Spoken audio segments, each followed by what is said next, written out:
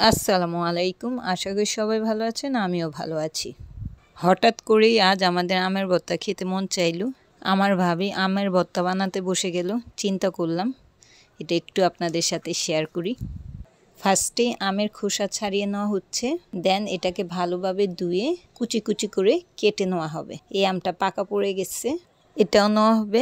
এমন কাঁচা পাকা আম মিক্স করা আমের ভর্তাটা খেতে ভালোই লাগে। এগুলো ভালো করে কুচি কুচি করে কেটে নেওয়া হচ্ছে।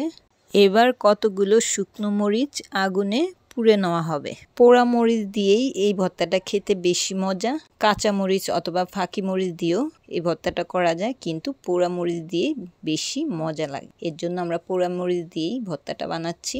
এখন সামান্য পরিমাণ লবণ দিয়ে মরিচটাকে ভালো করে মাখায় নিতে হবে। দেন আমের সাথে এই মরিচ লবণের মাখানোটা ভালো করে মাখায় নিতে হবে। ভালোভাবে মাখানো হয়ে গেলে পরিমাণ মতো চিনি দিয়ে দেওয়া হবে। যে যেটুকু মিষ্টি চয়েস করে সে অনুযায়ী দিয়ে নেবে। যেহেতু আমার ভাবি মিষ্টি কম খায়, এর জন্য চিনির পরিমাণ একটু কমই দেওয়া হচ্ছে, কিন্তু আমি যখন খাবো চিনি আরও দিয়ে নেব, কারণ এই ভর্তাটা আমার কাছে মিষ্টি ভালো লাগে। এই ভর্তাটা আমার আব্বুরও খুবই প্রিয় ছিল।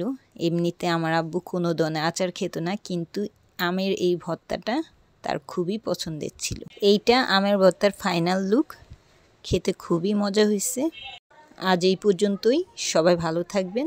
ধন্যবাদ সবাইকে। আল্লাহ হাফেজ।